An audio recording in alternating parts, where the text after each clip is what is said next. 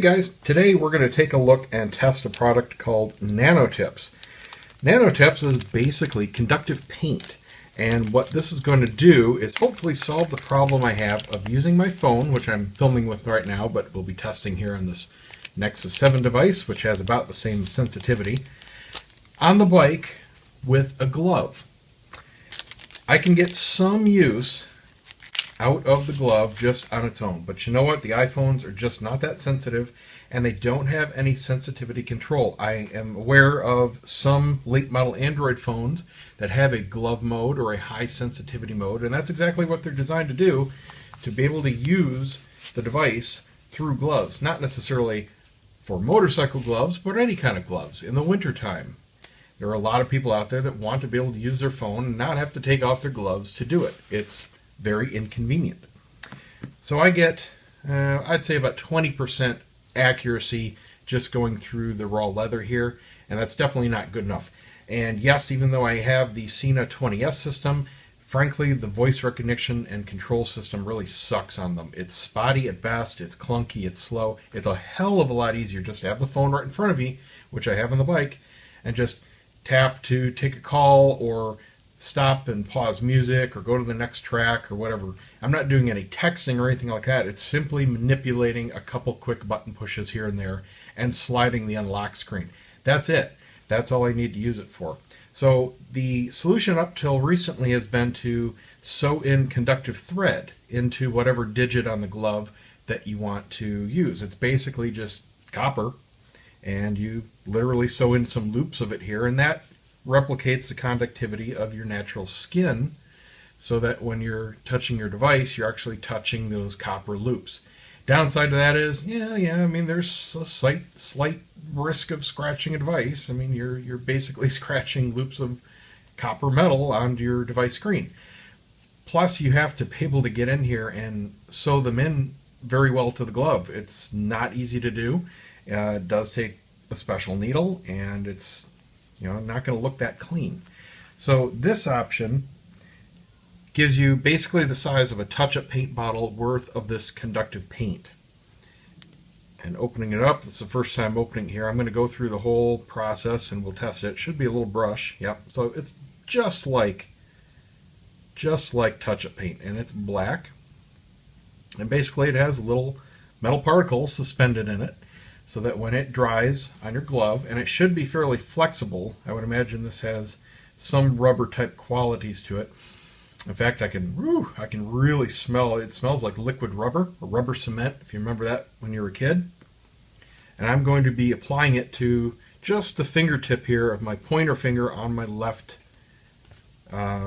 finger on the glove. Now they recommend reapplying it every few weeks, and they recommend applying a lot of it and to whatever digits you're going to use. Now I'm only going to be applying it to just the tip here. I'm not using my thumb, I'm not using other fingers, and they suggest going from, I think the instructions say, I'll read them again here, the mid knuckle. I don't need any coverage down here. I'm not laying my finger, I'm just using the very tip. So I'm probably going to get quite a bit out of this one bottle. Obviously I'm going to reapply it when necessary, but I'm going to wait and see exactly how long it lasts, and I'll report back on that in a few weeks or a month or 2 months, however long it takes. So let's go through the documentation. This is all you get. It just comes in a very nice little envelope, and I got this for 20 bucks shipped. It says treats over 30 fingers per bottle. So yeah, that's definitely going to be well over a year. 20 bucks a year, less than that, 15 bucks, maybe 10 bucks a year, no problem. It says average durability of one application is a month. Well, okay, well, there you go. I mean, multiple years out of one bottle, 20 bucks. Weather resistant, does not wash off. That is very important because I do ride in the rain. I don't wash these, but they do get wet fairly regularly during parts of the year here in Florida. We do have a rainy season. It says certain screen protectors may inhibit sensitivity. I don't run a screen protector, but I do, if I know I'm going to be running into the rain, use a life-proof fray case, which so far, at least to the finger, has zero effect. It's a very good, very responsive covering over the screen on the life-proof case. It says, caution, NanoTips black will cause discoloration. Test on an inconspicuous area. Well, I have black gloves, so have at it. And then we have application tips. Ensure that you apply a 1 by 1 inch surface area onto the glove. Increasing the surface area will increase responsiveness. So that probably means it's picking up the magnetic field to help with sensitivity. I'm just going to coat this entire leather padded tip. So that should be about 1 inch by 1 inch. That should be absolutely perfect. And all the legal warnings, first aid, don't plan on eating it. Okay, here we go. Step 1, shake. And nothing's moving. It is really full and fairly thick. All right, now I can feel it starting to move. Step 2, apply an even layer. If applying to fabrics, ensure solution soaks through the glove. All right, so that goes into wintertime gloves, for example. Probably more women's gloves. Men's are pretty much going to be leather. Wouldn't apply it to mittens or anything like that, but any kind of normal fingered glove should work just fine. And then step 3 is with a hair dryer, dry for 2 to 3 minutes. And then step 4 is to test after it's completely dry. All right, so I have shaken it. Set this out of the way just because I don't feel like getting it all inked. And I'm going to paint up the tip. I didn't say anything about multiple coats or how thick to apply it, so I'm just going to apply an even coat. Make sure it's, like they said, soaking in if it wants to absorb any. Just going to go around this curve here. Not really worried about the way it looks because I never see this at all. But I'll just stay off the side. It's easy enough to color in the lines here. So there we go. That looks pretty darn good. I don't see it starting to dry anywhere. It's pretty thick. It goes on like nail polish, not like paint. Alright, so there we go. Get a nice even coat. Put this back in. I'm going to go into the wife's bathroom, find a hair dryer, get this guy nice and toasty. I'm really interested to see how it flexes. You know, I don't have that much flex in the actual fingertip itself, but certainly pressing like this, it's going to stress it a little bit on that seam. Alright, let's go dry it. Okay, I took it in. I put it on hot, low fan speed, held it about 6 inches away for a couple minutes. All the glossiness disappeared. Looks pretty much like the non-worn sections of the other finger. This middle here is from my clutch. Doesn't have that super smooth glove soft feel, but I didn't expect it to. No residue or anything. Feels a little rubbery, basically. And that's about what I expected. Very flexible though. It's not hard in the slightest. It's not anything like a paint. Pretty much left those particles that were suspended now adhered to the tip. So let's go ahead and test it.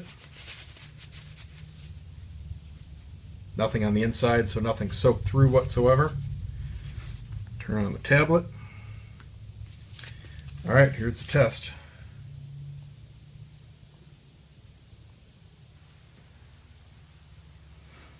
Now, if anything, I'd say the Nexus has a lower sensitivity than my iPhone.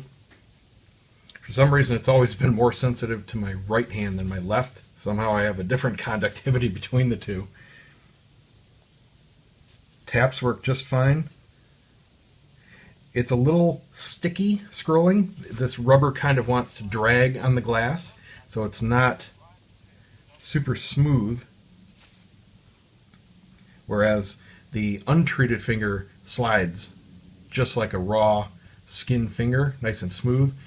And this does have a drag to it. You can see it kind of gripping the finger as I try to slide it, whereas this one doesn't.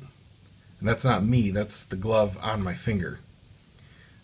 So it does have that difference. But importantly, taps work, if I can get the X, taps work just fine. Kind of hard to judge where I'm tapping because my fingertip doesn't quite extend to the end of the glove. It's about 2/3 of the way up. So I just have to learn where to tap. That works great. That really works awesome.